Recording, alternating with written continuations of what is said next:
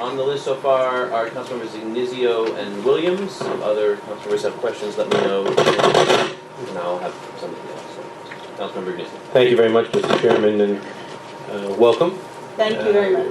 I read through your booklet and resume, and it's certainly very impressive. I'm hoping that things go well. I mean, I represent Staten Island, in particular South Shore of Staten Island, an area that has not, and quite frankly will not, ever be serviced by yellow cabs or green cabs, notwithstanding the visions of grandeur that the previous administrations had.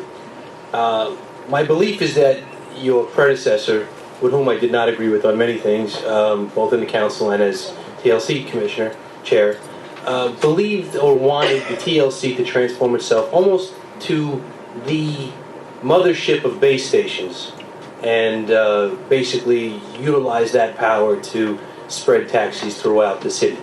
I believe that our current system that we have, primarily usage on Staten Island and in other areas of Southeast Queens, works well. Delivery system.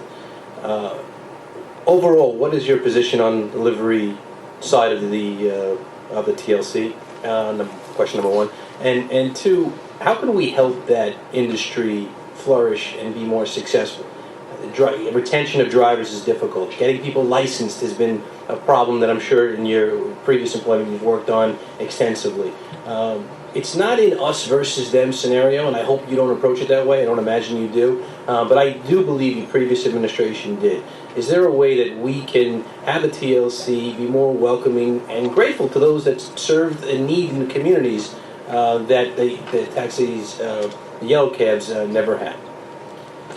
To answer your first question, I think that the type of service that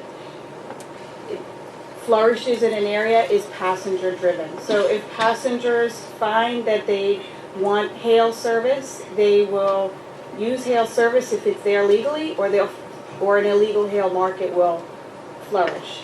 If passengers find that they are more comfortable with the community car model, then the community car model will flourish. But ultimately, the users are going to dictate what type of service is necessary for a community.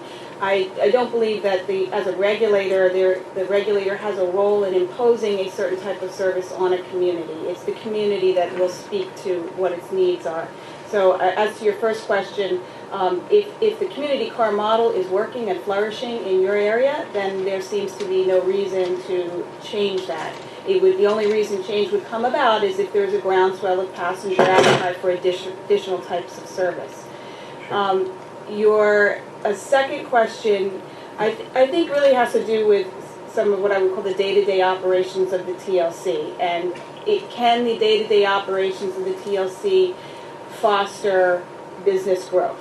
And I commend the staff of the TLC. I worked many years with them, and the amount of productivity that they deal with every day. It's 170,000 licenses issued a year, 90,000 inspections a year, 200,000 calls about lost property. They do an amazing job.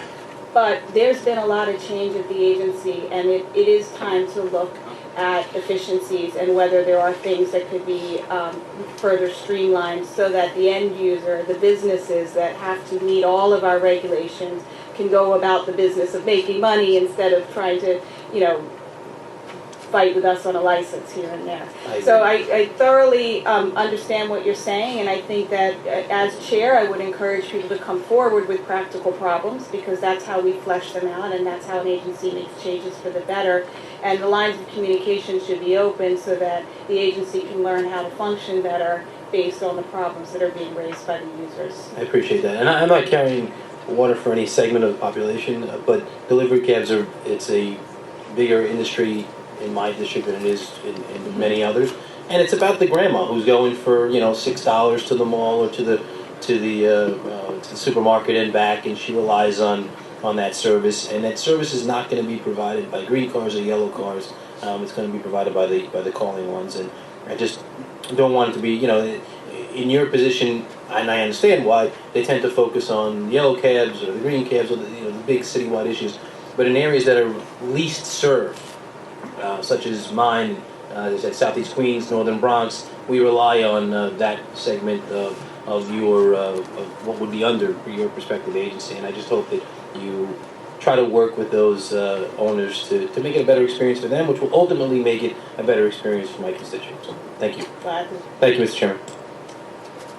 Thank you, Councilmember Ignizio.